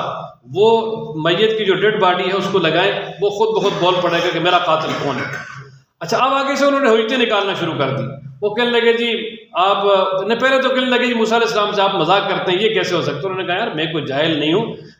عام مذاق کرنا اور اس طرح استہزاء کرنا اللہ کے احکامات میں یہ تو جاہلوں کا کام ہے، لہٰذا میں صحیح کہہ رہا ہوں، اللہ کی طرف سے یہی حکم ہے۔ تو وہ کہنے لگے جی وہ گائے کیسی ہونی چاہیے، عمر کتنی ہونی چاہیے؟ فرمایا درمیانی عمر ہو یار۔ اچھا، وہ کہنے لگے جی اس کا کلر کیسا ہونا چاہیے؟ فرمایا گہرا کلر، گہرا یعنی زرد یلو کلر ہو اور اس میں دیکھنے والوں کو بڑا اچھا لگے، بھلا معلوم ہو۔ پھر کہنے لگے نہیں ہمیں یہ مشتبہ ہو گیا، پوری وضاحت کریں۔ تو فرمایا پھر وہ ایسا بیل ہو جو ہل چلانے کے لیے بھی جو استعمال نہ ہو، پانی وغیرہ نکالنے کے لیے بھی استعمال نہ ہو، اور اس کے جسم پر کوئی کسی قسم کا داغ نہ ہو، بالکل صحیح سلامت ہو۔ وہ کہنے لگے ہاں اب بات بنی، لہٰذا اب وہ کہنے لگے ٹھیک ہے جی ہم اس کو تلاش کرتے ہیں۔ پھر تلاش کیا اور ایک شخص سے ملا، اس نے یہ شرط لگائی کہ مجھے اس کے چمڑے میں سونا بھر کے دو گے تو پھر میں دوں گا۔ ظاہر اب ان کو مجبوری تھی، اب ان سب نے مل کے جو ہے نا وہ اس کو سونا دیا اور اس سے وہ بیل خریدا اور اس کو ذبح کیا، اور ذبح کرنے کے ساتھ ہی جو ہے نا وہ اس میت کو لگایا، وہ بول پڑا کہ میرے قاتل فلاں یعنی میرے چچا کے بیٹے ہیں، اور پھر ان سے قصاص لیا۔ اب اللہ تبارک و تعالیٰ نے یہ واقعہ بیان کرنے کے بعد فرمایا کذالک یحیی اللہ الموتى، اللہ تبارک و تعالیٰ قیامت میں بھی ایسی مردوں کو زندہ کریں گے جس طرح کہ اس آدمی کو کیا۔ اللہ تعالیٰ ہر چیز پر قادر ہے۔ اب اس سے یہ بات بھی سمجھ آئی کہ اللہ کی طرف سے جو حکم آ جائے اس پہ حجتیں نہیں نکالنی چاہیے، اور اللہ تعالیٰ آگے شکوہ کرتے ہیں کہ یہ بنی اسرائیل کے دل نرم ہونے چاہیے تھے اس کے بعد، حالانکہ پتھر بھی نرم ہوتے ہیں، ان سے بھی پانی کے چشمے بہتے ہیں، اور بعض پتھر اللہ کے خوف سے گر بھی پڑتے ہیں، یعنی پتھروں میں اللہ کا خوف موجود ہے، ان ظالموں میں فرمایا خوف نہیں۔ اتنا بڑا واقعہ دیکھنے کے بعد پھر بھی جو ہے نا ان کے دل نرم نہیں ہوئے، پھر کب ہوں گے؟ اور پھر ساتھ ہی فرمایا کہ ایمان والوں سے کہ تم یہ امید رکھتے ہو کہ یہ یہودی ایمان لائیں گے، بھائی یہ تو اللہ تبارک و تعالیٰ کے کلام کو سن کر اس میں تبدیلیاں کرنے والے ہیں، یہ ایسے نہیں ہیں۔ اور یہ تو ایسے منافق ہیں کہ ایمان والوں سے ملتے تو کہتے ہیں ہم ایمان لائے، جب کافروں کے پاس جاتے ہیں اپنے دوسرے یہودیوں کے پاس، اور وہ ان کو ڈانٹتے ہیں، کہتے ہیں بھائی تم مسلمانوں کو ایسی باتیں کیوں بتاتے ہو جو کہ اللہ تبارک و تعالیٰ نے ہم پہ کھولی ہیں۔ اور اسی طرح اللہ فرماتے ہیں بھئی یہ کیا سمجھتے ہیں کہ جو ظاہر اور پوشیدہ ہے اللہ تعالیٰ اس کو جانتے نہیں، اللہ تبارک و تعالیٰ تو سب کچھ جاننے والے ہیں۔ اور کچھ بنی اسرائیل کا یہ بھی نظریہ تھا کہ ہم بڑوں کی اولادیں ہیں، ہم جو ہے نا اگر ہمیں عذاب بھی ہوا تو صرف 40 دن ہوگا، وہ جو ہمارے بڑوں نے جو ہے وہ پچھلے کی عبادت کی ہے، ہم ہمیشہ جو ہے نا وہ جہنم میں نہیں رہیں گے۔ تو اللہ تعالیٰ فرماتے ہیں ان سے پوچھیں کوئی اللہ سے تم نے وعدہ کر رکھا ہے، اللہ نے تمہیں کوئی سند دی ہوئی ہے، کوئی تمہیں رسید دے دی ہے کہ تمہیں جو ہے عذاب نہیں ہوگا؟ فرمایا کیوں نہیں، جس آدمی نے گناہ کیا اور گناہوں نے اس کا احاطہ کر لیا وہ جہنم میں رہیں گے اور ہمیشہ اس میں جلیں گے، لیکن ایمان والے ہیں، نیک اعمال والے ہیں، وہ جنت والے ہیں، اسی میں ہمیشہ رہیں گے۔ اب آگے اللہ تبارک و تعالیٰ نے بنی اسرائیل سے ایک وعدہ لیا تھا، اس کا تذکرہ فرمایا۔ اللہ تبارک و تعالیٰ نے بنی اسرائیل سے وعدہ لیا تھا تم نے اللہ کے ساتھ شریک نہیں کرنا، ماں باپ کے ساتھ حسن سلوک کرنا ہے، رشتہ داروں کے ساتھ، یتیموں کے ساتھ، مسکینوں کے ساتھ بھی حسن سلوک کرنا ہے، لوگوں سے اچھی بات کرنی ہے، بد اخلاقی نہیں کرنی، نماز پڑھنی ہے، زکوٰۃ دینی ہے، لیکن یہ وعدہ بھی انہوں نے پورا نہیں کیا۔ آگے جو مدینہ منورہ کے جو یہودیوں کے جو ہے وہ 3 قبیلے تھے، تو چونکہ اللہ تبارک و تعالیٰ نے یہودیوں سے خاص جو ہے نا وہ وعدہ لیا تھا، وہ یہ تھا کہ تم یہودی ایک دوسرے کو قتل نہیں کرو گے، اور اسی طرح یہودی تم ایک دوسرے کو جلا وطن بھی نہیں کرو گے، اور اسی طرح اگر تمہارا یہودیوں میں سے کوئی آدمی گرفتار ہو جائے گا تو تم سارے مل کے پیسے جمع کر کے اس کو فدیہ دے کر اس کو چھڑاؤ گے۔ اب یہ کہ مدینہ میں جو ہے نا وہ 3 قبیلے تھے، ان میں سے خاص طور پہ جو اوس اور خزرج ہے، اب ان دونوں کی آپس میں لڑائی رہتی تھی، یہ جنگ بھی کرتے تھے، ایک دوسرے کو قتل بھی کرتے تھے، اور اسی طریقے سے جو ہے نا وہ ایک قبیلہ دوسرے کو کے بہت سارے لوگوں کو جلا وطن بھی کر چکا تھا۔ لیکن جب کوئی ان کا گرفتار ہو جاتا تو پھر سارے مل کے جو ہے نا وہ پیسے جمع کر کے اس کو چھڑاتے۔ تو ان کو کہا گیا کہ دیکھیں یہ بھی اللہ کا حکم ہے کہ لڑائی نہیں کرنی، وہ تم کرتے ہو، اور اسی طرح یہ بھی حکم ہے جلا وطن نہیں کرنا، وہ بھی تم کرتے ہو، اور یہ بھی چلو حکم ہے کہ تم سب نے مل کے پیسے دے کے چھڑانا، یہ تم نہ مان رہے ہو، پہلے تو حکموں کو کوئی نہیں مانتے، تو وہ کہتے نہیں جی یہ ہماری مجبوری ہے، بس ہم یہ مانتے ہیں، اور وہ پہلے نہیں مانتے، ہم یہ آخری فدیہ دے کے اس لیے چھڑاتے ہیں چاہے ہمارا دشمن بھی ہو، کیونکہ ہمیں اللہ تبارک و تعالیٰ کی طرف سے یہ حکم ہے۔ تو اللہ تبارک و تعالیٰ نے فرمایا کہ کیا تم یہ کرنا چاہتے ہو کہ کچھ کتاب پہ عمل کرو، کچھ پہ نہ کرو، اپنی مرضی کے جو احکامات ہیں وہ مان لو، جو مرضی کے احکامات نہیں ہیں، مشکل ہے وہ نہ مانو، تو تم یہ کرنا چاہتے ہو؟ فرمایا کہ ایسا آج کرنے والا جو ہے نا اس کا بدلہ یہ ہے کہ دنیا میں ذلت ہوگی، آخرت والے دن سخت قسم کا عذاب ہوگا۔ اور آج یقین کریں وہی حالت مسلمانوں کی ہے کہ ہم نے اپنی مرضی کے احکامات لے لیے، ان پہ عمل کرتے ہیں، اور جو ہماری مرضی کے نہیں ہے، اجتماعی طور پہ پوری دنیا کے مسلمانوں کی بات کر رہا ہوں، من حیث الحکومت اور اسی طرح من حیث الامت اور من حیث الافراد، سب کا یہی ہے کہ مرضی کا دین جو ہم اپنے جو ہماری مرضی کا وہ ہم لے لیتے ہیں، جو مرضی کا نہیں ہے اور وہ ہم چھوڑ رہے ہیں۔ اور یہ دنیا میں جو ذلت ہے یہ اللہ کا وعدہ ہے، آج دیکھ لیں جگہ جگہ مسلمان مار کھا رہے ہیں، اس کی سب سے بڑی وجہ یہی ہے، اور آخرت کا عذاب تو یہی ہے۔ اللہ تبارک و تعالیٰ ہم سب کو محفوظ فرمائے۔ آگے اللہ تبارک و تعالیٰ فرماتے ہیں کہ ہم نے موسیٰ علیہ السلام کو کتاب دی، ان کے بعد لگاتار رسول بھیجے، پھر عیسیٰ علیہ السلام کو بھی بھیجا، عیسیٰ علیہ السلام کی حفاظت کے لیے جبریل امین بھیجے۔ تو آگے پھر بنی اسرائیل کی جو شرارت کو بیان کیا کہ جب بھی کوئی احکامات اللہ کی طرف سے احکامات آتے جو ان کی مرضی کے مطابق ہوتے اس کو لے لیتے تھے، جو ان کی مرضی کے مطابق نہیں ہوتے تھے ان کو نہیں لیتے تھے۔ اور اسی طرح اللہ تبارک و تعالیٰ آگے فرماتے ہیں کہ موسیٰ علیہ السلام کو ہم نے موسیٰ علیہ السلام بھی ان کے پاس واضح دلائل لے کر آئے، لیکن اس کے باوجود انہوں نے بچھڑے کو معبود بنا لیا۔ اور اسی طرح اللہ تبارک و تعالیٰ نے وہ دوبارہ اس کا تذکرہ کیا کہ اللہ نے پکا وعدہ لیا تھا تورات پر عمل کرنے کا، لیکن پھر عمل نہیں کیا، تو ان کے اوپر جو ہے وہ طور پہاڑ کو کھڑا کیا تاکہ جو ہے نا وہ مان جائیں۔ اور پھر اسی طریقے سے اللہ فرماتے ہیں کہ انہوں نے بچڑے کی عبادت شروع کر دی، بچڑے کی محبت جو ہے نا وہ ان کے دلوں میں بالکل سرایت کر گئی تھی۔ اچھا، ایک اور یہودیوں کا دعویٰ تھا، وہ یہ کہتے تھے کہ آخرت صرف ہمارے لیے، جنت صرف ہماری ہے، اور کوئی جنت میں نہیں جا سکتا۔ تو اللہ تعالیٰ نے فرمایا میرے محبوب ان سے کہیں نا اگر جنت تمہارے لیے ہے تو پھر موت کی تمنا کرو، جنت تو موت کے ساتھ ہی ملنی ہے۔ فرمایا یہ کبھی بھی تمنا نہیں کریں گے، جو ان کے کرتوت آگے بھیجے ہیں نا وہ ان کو پتہ ہے۔ اور فرمایا کہ یہ دنیا کی زندگی پہ اتنے حریص ہیں کہ جو مشرکین ہیں ان سے بھی زیادہ حریص ہیں۔ ان میں سے ہر ایک آدمی کی یہ خواہش ہے کہ مجھے 1000 سال کی زندگی مل جائے، لیکن فرمایا اگر 1000 سال کی زندگی مل بھی جائے گی پھر بھی وہ عذاب سے نہیں بچ سکتے۔ اور آگے یہودیوں کی جو فرشتوں کے ساتھ دشمنی تھی اس کا بیان کیا کہ نبی پاک صلی اللہ علیہ وسلم سے کہنے لگے جی آپ کے پاس جو ہے نا وہ وہی کون لاتا ہے؟ تو آپ علیہ السلام فرمایا جی جبریل لاتے ہیں۔ وہ کہنے لگے جی اگر میکائیل جب اور فرشتہ لاتا تو پھر ہم مان لیتے، جبریل لاتے ہیں پھر ہم نہیں مانتے۔ اس کی وجہ یہ کہ جبریل ہمارے بڑوں کا دشمن رہا ہے، ہمارے بڑوں پہ عذاب کے پیغامات لاتا رہا ہے۔ تو اللہ تبارک و تعالیٰ نے فرمایا کہ جو فرشتوں کا دشمن ہے، اللہ کا دشمن ہے، اللہ کے رسولوں کا دشمن ہے، جبریل یا میکائیل میں سے کسی کا بھی دشمن ہے تو وہ کافر ہے۔ اللہ تبارک و تعالیٰ ایسے لوگوں کا دشمن ہے اور ایسے لوگوں کو اللہ تبارک و تعالیٰ تباہ و برباد فرمائیں گے۔ اور آگے اللہ تبارک و تعالیٰ نے ایک اور بنی اسرائیل کی خامی اور خرابی کو بیان کیا، وہ یہ ہے کہ حضرت سلیمان علیہ السلام کا ایک دفعہ نبی پاک صلی اللہ علیہ وسلم نے تذکرہ کیا نا کہ وہ اللہ کے نبی تھے اور اسی طرح اللہ نے ان کو حکومت بھی دی تھی۔ تو بنی اسرائیل نعوذ باللہ ان کو جو ہے نا وہ جادوگر اور کافر کہتے تھے، اور وہ کہنے لگے جی یہ ان کو وہ تو جادوگر تھے اور جادو پہ جو ہے نا وہ ان کی حکومت چل رہی تھی اور وہ لوگوں کو جادو سکھاتے تھے، اور لوگ ان کے زمانے میں جادو بہت زیادہ مشہور تھا، لہذا ان کا آپ انبیاء میں تذکرہ کیسے کرتے ہیں؟ تو اللہ تبارک و تعالیٰ نے پھر یہاں پر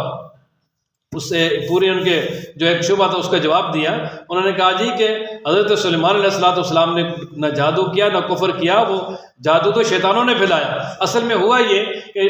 جو جنات تھے وہ بھی حضرت سلیمان علیہ السلام کے تابع تھے۔ اب جنات جو ہے ان کے پاس جادو کی بہت ساری کتابیں اور مواد تھا، تو حضرت سلیمان علیہ السلام نے وہ ان سے چھین کر اپنے تخت کے نیچے زمین میں دبا دیا۔ لیکن جب جو ہے نا وہ سلیمان علیہ السلام کی وفات ہوئی تو ان کو پتہ تھا، جنات نے وہاں سے نکال لیا اور لوگوں میں مشہور کر دیا کہ یہ حضرت سلیمان علیہ السلام کی حکومت تو اس جادو کے زور پہ چلتی تھی۔ اور پھر اللہ تبارک و تعالیٰ نے بابل شہر میں دو فرشتے اتارے تھے، ہاروت اور ماروت، اور صرف جادو اور معجزے میں فرق کرنے کے لیے، اور وہ لوگوں کو باقاعدہ بتاتے تھے کہ یار یہ جادو کا نقصان ہے، جادو کفر ہے، لہذا تم نے نہیں سیکھنا۔ لیکن پھر بھی جو ہے نا وہ لوگ جا کے ان سے سیکھتے تھے، ایسا جادو جس سے میاں بیوی کے درمیان تفریق کرتے تھے۔ اور اللہ فرماتے ہیں کہ یہ جادو یا کوئی بھی چیز ہے جب تک اللہ تبارک و تعالیٰ یعنی اس کا اثر کو مؤثر نہ کرنا چاہیں تو اس وقت تک کوئی بھی نہیں کر سکتا، لیکن پھر بھی یہ جادو اور نظر برحق ہے، اثر یعنی اس کا دنیاوی اعتبار سے اثر ہوتا ہے۔ اور وہ لوگ جو ہے وہ جادو وغیرہ کرتے تھے اور جو اس کو سیکھتے بھی تھے، لیکن جادو کو کرنا، سیکھنا، پھیلانا یہ کفر اور حرام اور ناجائز ہے۔ اللہ تبارک و تعالیٰ اس سے تمام مسلمانوں کی حفاظت فرمائے۔ اور انہوں نے جو الزام لگایا تھا حضرت سلیمان علیہ السلام پر، تو اللہ تبارک و تعالیٰ نے اس کی واضح طور پہ تردید کر دی۔ اچھا، اب آگے ایک اور جو ہے نا مسلمانوں کو ایک عام حکم دیا۔ اصل میں یہ کہ نبی پاک صلی اللہ علیہ وسلم جب واعظ فرماتے تو آپ علیہ السلام کے مجلس میں جب صحابہ بیٹھے ہوتے تو جب کسی کو کوئی بات سمجھ نہ آتی تو وہ عرض کر دیتے جی راعنا۔ اس کا مطلب یہ ہوتا ہے کہ اے اللہ کے محبوب ہماری رعایت کریں، یعنی بات کو دوبارہ بیان کر دیں۔ اور یہودی جو ہے نا وہ اس کو تھوڑا سا دبا کے کہتے راعینا۔ راعی کا معنی ہوتا ہے چرواہا۔ راعی یہ امر کا صیغہ ہے گرامر کے اعتبار سے، جس کا معنی ہماری رعایت کریں، لیکن اگر راعی کہیں گے تو یہ اس کا معنی یہ یعنی وہ بکریوں کا چرواہا اور کمی، تو نعوذ باللہ وہ کہنا شروع ہو گیا جی راعینا، جس کا معنی بگڑتا تھا۔ تو اللہ تبارک و تعالیٰ نے مسلمانوں کو بھی روک دیا کہ فرمایا تم نے ایسا کلمہ راعنا کہنا ہی نہیں کہ جس سے جو وہ یہودی غلط مطلب لے اور جس میں نبی پاک صلی اللہ علیہ وسلم کی جو ہے نا توہین ہو، لہذا آپ نے اس کی جگہ اور لفظ استعمال کرنا ہے، اور وہ ہے انظرنا، کہ ہم یعنی جب بھی اگر ضرورت پڑے تو آپ کہیں جی انظرنا، اللہ کے بابو ہماری رعایت کریں، ہماری طرف دیکھیں، راعنا کا کلمہ استعمال نہیں کرنا۔ اس سے یہ بات بالکل واضح ہو گئی کہ اگر کوئی ایسا جملہ ہے جو ذو معنی ہے، دو معنی ہیں اس کے، ایک صحیح ایک غلط ہے، ایسے جملوں کو بھی جو ہے وہ استعمال کرنے سے اپنے آپ کو بچانا چاہیے۔ یہ جس طرح مذاق میں اور اسی طرح آج کل یعنی سوشل میڈیا پہ اور یا اسی طرح جو بڑے بڑے ہمارا الیکٹرانک میڈیا ہے اس پہ لوگ بیٹھتے ہیں اور وہ مذاق کے لیے ذو معنی لفظ استعمال کرتے ہیں، یہ بالکل ناجائز ہے، حرام ہے، ان سے اپنے آپ کو بچانا چاہیے۔ آگے اللہ تبارک و تعالیٰ فرماتے ہیں کہ یہ یہودی تم سے حسد کرتے ہیں، کس بات پر؟ کہ یہ قرآن تمہیں کیوں ملا، اور اللہ تبارک و تعالیٰ کی طرف سے جو نبی آخر زمان کو اتنی اہم چیزیں کیوں مل گئی، صرف حسد اور بغض ہے، اور حسد اور بغض کا تو کوئی علاج ہی نہیں ہے۔ اور آگے اللہ تعالیٰ نے ایمان والوں سے فرمایا نماز پڑھو، زکوٰۃ ادا کرو، جو بھی کچھ تم آگے بھیجو گے نا اس سے اللہ تبارک و تعالیٰ کے ہاں پالو گے۔ آگے اللہ تبارک و تعالیٰ نے یہودیوں کے اور اسی طرح عیسائیوں کی ایک بات نقل کی، یہودی کہتے تھے صرف جنت یہودیوں کی ہے، عیسائی کہتے تھے صرف جو ہے نا وہ جنت عیسائیوں کی ہے۔ اللہ فرماتے ہیں یہ ان کی امیدیں ہیں، میرے بابو ان سے کہیں اگر کوئی دلیل ہے تو لے آؤ۔ آگے اللہ نے بتا دیا بھائی کیوں جنتی کون ہے، فرمایا جو ایمان لائے اور ایمان لانے کے ساتھ اپنے آپ کو اللہ کے تابع کر دے، یعنی اللہ کے احکامات کو بجا لائے اپنی طاقت کے مطابق، تو فرمایا اس پہ کوئی خوف کوئی خزن نہیں، وہ جنتی ہے۔ جس طرح کہ آج ہمارے دور میں ہے بہت سارے فرقے، ہر فرقے کہتے ہیں یار میں جنتی ہوں، نہیں بھائی اللہ نے بڑی جنت بنائی ہے، اتنی کسی ایک فرقے کے لیے چھوٹی جنت نہیں بنائی، بہت بڑی وسیع جنت ہے اللہ نے سب کے لیے بنائی ہے۔ جو بھی مومن ہے صحیح العقیدہ ہے بس یہ بات یاد رکھیں اس پہ کوئی کمپرومائز نہیں اللہ کی طرف سے۔ توحید، رسالت اور قیامت، توحید کا مطلب ہے اللہ کی ذات و صفات میں، اللہ کے کاموں میں اس کے ساتھ کوئی شریک نہیں۔ رسالت کا مطلب یہ ہے کہ سارے رسول سچے ہیں، محمد صلی اللہ علیہ وسلم اللہ کے آخری رسول ہیں۔ قیامت کا مطلب یہ کہ قیامت میں اللہ تبارک و تعالیٰ کے ہاں دوبارہ کھڑے ہونا ہے اور آپ نے جواب دینا ہے۔ یہ تین عقیدے بنیادی ہیں، جس کے یہ تین عقیدے پکے ہیں انشاءاللہ پکا جنتی ہے۔ اور آگے یہودیوں کو اور عیسائیوں کا آپس میں ایک دفعہ لڑائی ہوئی، یہودی کہنے لگے جی تم کسی مذہب پر نہیں ہو، عیسائی کہنے لگے تم کسی پر نہیں ہو، تو اللہ تبارک و تعالیٰ فرماتے ہیں انہیں پتہ ہے یار کہ اب کوئی بھی کسی مذہب پر نہیں ہے، نہ یہودی کی صحیح مذہب پر ہے نہ عیسائی صحیح مذہب پر ہے، جب تھے اب صحیح مذہب صرف جو ہے نا وہ قرآن و مجید اور اسی طرح نبی پاک صلی اللہ علیہ وسلم کا لایا ہوا دین ہے، وہ اس کو اختیار کریں تو اسی پہ کامیاب ہوں گے، مگر اس کی ان کی کامیابی نہیں ہو سکتی۔ اور فرمایا قیامت میں اللہ تعالیٰ پھر ان کے درمیان فیصلہ کر دے گا۔ آگے اللہ نے فرمایا کہ جو آدمی اللہ کی مسجدوں سے روکتا ہے اور لوگوں کو مسجد سے متنفر کرنے کا ذریعہ بن جاتا ہے، اس سے بڑا ظالم کوئی نہیں ہے۔ فرمایا مسجدوں میں آ کر جو ہے نا وہ شور شرابہ یا اپنے روب جمانے کی ضرورت نہیں ہے۔ فرمایا ما کان لهم ان يدخلوا الا خائفین، مسجدوں میں تو ڈرتے ہوئے اللہ تبارک و تعالیٰ کے سامنے عاجزی کرتے ہوئے داخل ہونا چاہیے۔ اور فرمایا جو ایسا کریں گے اللہ دنیا میں بھی ذلیل کریں گے اور آخرت میں ان کے لیے بہت بڑا عذاب ہے۔ اور آگے اللہ تبارک و تعالیٰ نے یہودیوں کے بارے میں عیسائیوں کا تذکرہ کیا، وہ کہنے لگے جی عیسیٰ علیہ السلام اللہ کے بیٹے ہیں، اور اللہ تبارک و تعالیٰ اس سے پاک ہے، اللہ تعالیٰ نے زمین و آسمان اور ساری چیزوں کو پیدا کیا ہے اور اللہ تبارک و تعالیٰ کی کوئی اولاد بھی نہیں ہے۔ اور آگے اللہ تبارک و تعالیٰ فرماتے ہیں میرے محبوب ہم نے آپ کو حق دے کر بشیر اور نذیر بنا کر بھیجا ہے، لہذا قیامت میں ہم آپ سے یہ جہنمیوں کے بارے میں نہیں پوچھیں گے کہ یہ کیوں جہنم میں آئے ہیں، آپ نے جو اپنا کام ہے وہ کر دیا ہے، باقی جو ہے نا وہ باز پرس انہی سے ہوگی۔ اب آگے اللہ تبارک و تعالیٰ نے یہود و نصارہ سے باخبر کر دیا کہ یہود و نصارہ کو خوش کرنے کی کوشش نہ کریں، اس لیے کہ یہود و نصارہ اس وقت تک آپ سے خوش ہو ہی نہیں سکتے جب تک آپ اپنا مذہب چھوڑ کر مکمل طور پہ ان کا مذہب اختیار نہ کر لیں۔ اور آگے اللہ تعالیٰ نے بنی اسرائیل کا پھر آخر میں تذکرہ کیا کہ اے بنی اسرائیل یاد کرو میرے ان نعمتوں کو جو میں نے تم پر کی اور میں نے تم کو تمام جانوں پر جو ہے نا وہ فضیلت دی۔ اور پھر فرمایا کہ اس دن سے ڈرو جس دن کوئی جان کسی جان کے کام نہیں آئے گی، نہ ان سے جو ہے وہ بدلہ لے سکے، نہ ان سے جو معاوضہ وصول کیا جائے گا، نہ ہی ان کو سفارش کام آئے گی، نہ ہی ان کی مدد ہوگی۔ آگے اللہ تبارک و تعالیٰ نے سیدنا ابراہیم علیہ السلام کا تذکرہ کیا۔ اصل میں ابراہیم علیہ السلام متفق علیہ شخصیت تھی، اور ابراہیم علیہ السلام وہ شخصیت ہیں کہ ابراہیم علیہ السلام کے بعد جتنے بھی انبیاء ہیں وہ سارے کے سارے ان کی اولاد میں سے تھے۔ حضرت ابراہیم علیہ السلام کے بیٹے اسحاق علیہ السلام، ان کے بیٹے یعقوب علیہ السلام، بنی اسرائیل کے سارے انبیاء ان کی اولاد میں سے، اور اسی طرح دوسرے بیٹے اسماعیل علیہ السلام، اور عرب کے جو ہے وہ انبیاء اور جناب نبی پاک صلی اللہ علیہ وسلم ان کی اولاد میں سے، اور اسی طرح ان کے 3 بیٹے اور بھی تھے، مدین، مدائن اور قیدار، تو یہ حضرت شعیب علیہ السلام وغیرہ یہ سب ان کی اولادوں میں سے تھے۔ آگے اللہ تبارک و تعالیٰ نے یعنی گویا کہ ان کو دنیا آخرت میں ہر اعتبار سے جو ہے نا وہ بہت بڑا اعزاز اور اکرام عطا فرمایا تھا۔ یہودی، عیسائی، مشرکین سب اپنے آپ کو ان کی طرف منسوب کرتے تھے، یہودی کہتے تھے وہ ہمارے ہیں، عیسائی کہتے تھے ہمارے ہیں۔ تو اللہ تبارک و تعالیٰ نے یہاں ان کا تذکرہ کیا کہ ابراہیم علیہ السلام سے اللہ تعالیٰ نے بہت سارے امتحانات دیے، تمام امتحانات کو انہوں نے جو ہے نا اچھے نمبر میں پاس کیا، کامیاب ہوئے۔ اللہ تعالیٰ نے اس کے بدلے ان کو دنیا میں بھی جو ہے وہ پیشوائی عطا فرمائی، اور قیامت والے دن اللہ تبارک و تعالیٰ انہیں بہت بڑا مقام عطا فرمائیں گے۔ اور اسی طرح حضرت ابراہیم علیہ السلام نے یہ بیت اللہ کو تعمیر کیا، اور بیت اللہ کو حضرت اسماعیل علیہ السلام جو ہے وہ بھی ساتھ لگے۔ اور اللہ فرماتے ہیں کہ بیت اللہ کو ہم نے لوگوں کے لوٹنے کی جگہ اور امن کی جگہ بنایا ہے۔ اور جو مقام ابراہیم ہے، یعنی جہاں وہ پتھر جس پر ابراہیم علیہ السلام کھڑے ہو کر بیت اللہ کی تعمیر کرتے تھے، وہ لفٹ کا کام دیتے تھے۔ جب نیچے آنا چاہتے وہ نیچے جاتے، اوپر جانا چاہتے اوپر ہو جاتا۔ یہ اللہ کی طرف سے ایک معجزہ تھا، اور اس پہ ان کے پاؤں کے نشانات ہیں، اور اب بھی جو ہے وہ مقام ابراہیم وہ پتھر یہاں محفوظ ہے بیت اللہ کے ساتھ۔ اور پھر اللہ تبارک و تعالیٰ نے ان دونوں سے وعدہ لیا تھا کہ بھائی بیت اللہ کو صاف رکھنا ہے، یعنی ہر طرح کے شرک وغیرہ سے۔ اور پھر چونکہ یہ حضرت اسماعیل علیہ السلام اور ان کی والدہ کو یہاں لا کے چھوڑا، بالکل بیابان جنگل تھا، تو اللہ تبارک و تعالیٰ سے دعا مانگی کہ یا اللہ ایک تو اس کو امن والا بنا دے، اور دوسرا ان کو پھلوں سے رزق دے۔ اللہ تعالیٰ نے یہ دونوں دعائیں قبول کی، اور پھر اللہ تبارک و تعالیٰ سے ایک دعا یہ بھی کی کہ یا اللہ بیت اللہ جو ہم نے تعمیر کر دی اسے ہماری طرف سے قبول فرما لے۔ دوسرا یہ کہ ہماری اولاد میں ایک ایسی امت پیدا کر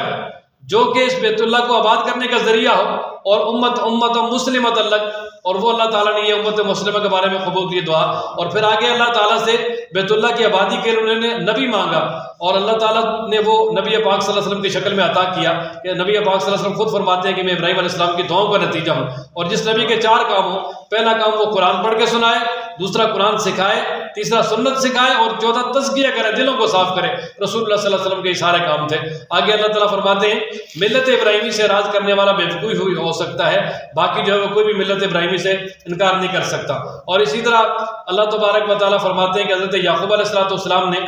اور ابراہیم علیہ السلام نے اپنی اولادوں کو یہی وصیت کی تھی کہ اے میری اولادوں، تمہیں اللہ تعالیٰ نے چنا ہے، منتخب کیا ہے، لہذا تم ہمیشہ اسلام پہ، یعنی دین پہ قائم رہنا، اس سے جو ہے وہ دور نہ رہنا۔ اور یہودی یہ بھی کہتے تھے کہ یعقوب علیہ السلام نے یہودیت کی جو ہے نا وہ ہمیں وصیت کی تھی۔ اللہ تعالیٰ فرماتے کیا تم اس وقت حاضر تھے؟ یہودیت تو موسیٰ علیہ السلام سے شروع ہوئی ہے، وہ تو اس سے پہلے تھے۔ انہوں نے جو ہے نا وہ دین اسلام پہ قائم رہنے کی اور اسلام پہ قائم رہنے کی اپنی اولاد کو وصیت کی ہے، باقی کسی بھی یہودیت وغیرہ کی دعوت جو ہے نا ان کو وصیت نہیں کی۔ اور آگے اللہ تبارک و تعالیٰ نے ایک یہودی کہتے تھے جی جو آدمی یعنی بچہ پیدا ہوتا اور 7 دن کے بعد اس کو خاص قسم کا کلر کرتے تھے اور کہتے تھے یار یہ پکا یہودی ہوگا، اس کو یہودیت کا رنگ چڑھ گیا، تو فرمایا صبغۃ اللہ، اصل رنگ اللہ کا ہے، یعنی جو اللہ تبارک و تعالیٰ کی طرف سے جو نورانیت مل جائے کسی کو ایمان کی وجہ سے، اصل رنگ وہ ہے۔ باقی جو ہے نا جتنے بھی تم اپنے رنگ اور کلر بنا لو، ان سے کوئی بھی فرق نہیں پڑتا۔ اور آگے اللہ تبارک و تعالیٰ نے دوسرا پارہ جہاں سے شروع ہوتا ہے وہاں مرکزی مسئلہ یہ بیان کیا کہ اصل میں جب نبی پاک صلی اللہ علیہ وسلم مکہ مکرمہ میں تھے تو حضرت صلی اللہ علیہ وسلم بیت اللہ کے اس طرف کھڑے ہو کر نماز پڑھتے تھے کہ سامنے بیت اللہ بھی آ جاتا اور وہی رخ بیت المقدس کی طرف بھی ہوتا، چونکہ وہ تو چاروں طرف سے کعبہ تھا نا جی۔ اب جب مدینہ منورہ میں گئے تو اب تو ایسا نہیں ہو سکتا تھا، کیونکہ بالکل مخالف سمت تھی۔ مکہ جو ہے اس طرف ہے، مدینہ جو ہے وہ اپنے فلسطین اس طرف تھا، بیت المقدس یہ آمنے سامنے ہے، وہ اپوزٹ ہے۔ اب بیت اللہ کی طرف رخ کریں تو ادھر پیٹھ ہے، ادھر رخ کریں تو بیت اللہ کی طرف پیٹھ ہے۔ اب یہ کہ ابتداءً اللہ تبارک و تعالیٰ کی طرف سے حکم ہوا کہ آپ بیت المقدس کی طرف رخ کر کے نماز پڑھیں۔ اب 17 مہینے تک جو ہے نا وہ بیت المقدس کی طرف رخ کر کے نماز پڑھی، لیکن حضرت صلی اللہ علیہ وسلم کی یہ خواہش تھی کہ میرا قبلہ دوبارہ جو ہے نا وہ بیت اللہ بن جائے، کیونکہ وہاں ہی حضرت صلی اللہ علیہ وسلم پیدا ہوئے، پھر وہی کعبہ دیکھا، پھر ابراہیم علیہ السلام کی تعمیر، تو ساری محبتیں تھیں، اور بار بار جو ہے نا وہ وہی کا انتظار کرتے رہتے ہیں نبی پاک صلی اللہ علیہ وسلم۔ تو اللہ تعالیٰ نے جو ہے نا فرمایا کہ میرے محبوب ہم نے جو ہے نا وہ بار بار آپ کے پلٹنے کو آسمان کی طرف دیکھا کہ آپ انتظار کر رہے ہیں، لہٰذا ہم نے یہ اب فیصلہ کر لیا کہ فولی وجہ کا شطر المسجد الحرام، اب آپ بیت اللہ کی طرف رخ کر کے نماز پڑھیں، اور 17 مہینے کے بعد دوبارہ بیت اللہ کی طرف رخ کر کے نماز پڑھے گی۔ یہ مسجد ذو قبلتین مدینہ میں جو عمرہ کے لیے حج کے لیے جانے والے حضرات نے دیکھی، اللہ تعالیٰ ہم سب کو بار بار دکھائے کہ اس میں آپ نے دیکھا ہوگا ذو قبلتین دونوں طرف محراب بنے ہوئے ہیں۔ اب 2 رکعتیں جو ہے نا وہ بیت اللہ کی طرف پڑھی، درمیان میں حکم آ گیا، اب نبی پاک صلی اللہ علیہ وسلم پھر کے اس طرف آگے پیچھے، اب جو سب سے آخری صف تھی وہ پہلی بن گئی، اور جو پہلی صف تھی وہ آخری بن گئی، تو 2 رکعت ادھر 2 رکعت ادھر، یعنی درمیان میں اللہ تبارک و تعالیٰ نے جو ہے نا حکم عطا کیا، اور پھر بیت اللہ کی طرف رخ کر کے نماز پڑھے، جو کہ اس وقت سے لے کر آج تک ہے۔ اور اس کے بعد جو ہے نا لوگوں نے بہت زیادہ شور ڈالا، اللہ تعالیٰ نے پہلے ہی جو ہے نا وہ باخبر کر دیا تھا شور ڈالیں گے، لیکن آپ نے جو ہے نا وہ ان کی کسی قسم کی جو ہے پرواہ نہیں کرنی، آپ نے اللہ تبارک و تعالیٰ کا حکم ماننا ہے اور اس پہ عمل کرنا ہے، اور اللہ کا حکم ماننے میں کسی ملامت کرنے والے کی ملامت کی پرواہ بھی نہیں کرنی۔ اور آگے اللہ تبارک و تعالیٰ فرماتے ہیں کہ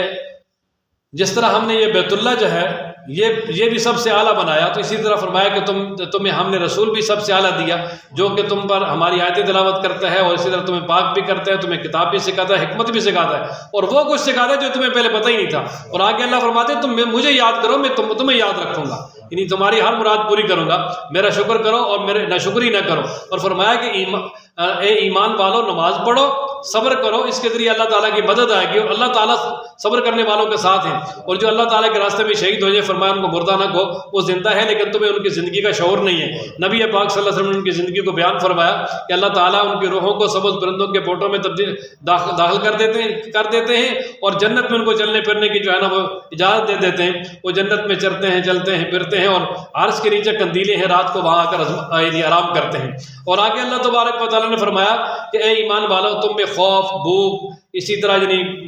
جان مال کی کمی، اور اسی طرح تمہارے عائز اقارب کی وفات، بیماریاں، یہ سب ہوں گی، اور یہ ساری تمہیں آزمانے کے لیے ہیں۔ اور جو ان پہ صبر کرے گا وہ بڑا ہی کامیاب ہے، کہ جب بھی ان کو کوئی مصیبت پہنچے تو کیا کہتے ہیں، انا للہ و انا الیہ راجعون، ہم سب اللہ کے ہیں اور اللہ کی طرف لوٹنے والے ہیں۔ فرمایا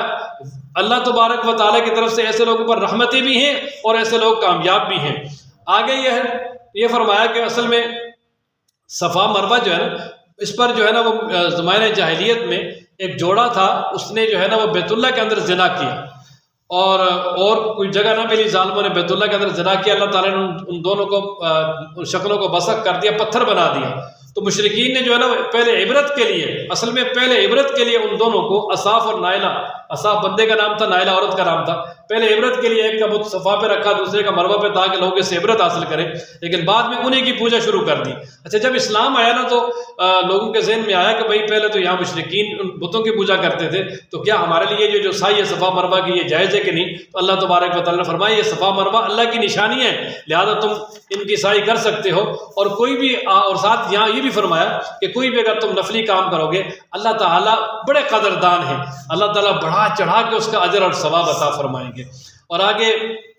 رب ذوالجلال نے اپنی وحدانیت پہ جو ہے نا وہ کچھ ایک پہلے اعلان کیا کہ وَإِلَٰهُكُمْ إِلَٰهٌ وَاحِدٌ، تمہارا معبود ایک ہی ہے، لہٰذا وہی رحمان الرحیم ہے، اس کے ساتھ کسی کو شریک نہ کرو۔ اور پھر اس پہ آگے جو ہے نا وہ اپنا دلیل بیان کی کہ یہ جو آسمانوں اور زمینوں کا پیدا کرنا، دن رات کی تبدیلی، اور یہ بحری جہازوں کا سمندر پہ چلنا جو لوگوں کے لیے بڑے نفع کا ذریعہ ہے، آسمان سے پانی کا برسنا، اس کے ساتھ زمین کا آباد ہونا، اور اسی طرح زمین میں ہر طرح کے جانوروں کا پھیلاؤ اور ہواؤں کا چلنا، اور اسی طرح بڑے بڑے بادل یعنی ٹن و وزنی ان کا آسمان کے درمیان بلا روک ٹوک جاری رہنا، یہ فرمایا اللہ تبارک و تعالیٰ کی نشانیاں ان میں عقل والوں کے لیے، عقل والے دیکھ کر ان نشانیوں کو دیکھ کر اللہ کی وحدانیت کا اقرار کرتے ہیں۔ اور آگے اللہ تبارک و تعالیٰ نے فرمایا کہ کچھ مشرک ایسے ظالم ہیں کہ وہ اللہ کے ساتھ شریک کرتے ہیں اور ان سے اتنی محبت کرتے ہیں گویا اللہ سے اتنی محبت کرنی چاہیے، یعنی اللہ والی محبت ساری ان کو دیتے ہیں، ان کے سامنے سجدے سب کچھ ان کے سامنے کرتے ہیں۔ فرمایا جو ایمان والے ہیں ان کو سب سے زیادہ محبت اپنے رب سے ہے، اشد حب للہ والذین آمنوا اشد حب للہ، ایمان والوں کی محبت اللہ سے سب سے زیادہ ہے، اللہ ہمیں ہمیشہ ان میں شامل رکھے۔ اور اللہ فرماتے ہیں کہ یہ ظالم اگر عذاب کو دیکھ لیتے نا تو یہ ایسا کام نہ کرتے، قیامت والے دن یہی جن کی پوجا کرتے ہیں یہ ان سے انکار کر دیں گے۔ آگے اللہ تبارک و تعالیٰ نے فرمایا کہ اے ایمان والو حلال پاکیزہ چیزیں کھاؤ اور شیطان کی پیروی نہ کرو، وہ تمہارا دشمن ہے، وہ تمہیں ہمیشہ بے حیائی اور برے کاموں کا حکم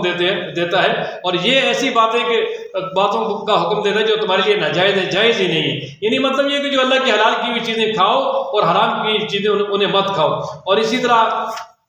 مشرکین کی ایک اور دلیل بیان کی، جب ان سے کہا جاتا ہے یار جو اللہ تعالیٰ نے قرآن نازل کیا ہے یا میرے نبی کا فرمان ہے یہ مانو، وہ کہتے ہیں نہیں جی ہم تو وہی مانیں گے جو ہمارے آبا و اجداد نے کیا ہے، ہم جو ہے کسی اور کی بات نہیں مانتے۔ آگے اللہ تعالیٰ نے مزید پھر فرمایا کہ ایمان والو پاکیزہ چیزیں کھاؤ، اللہ کا شکر ادا کرو اگر تم اللہ کی عبادت کرنے والے ہو۔ اور آگے 4 چیزیں جن کو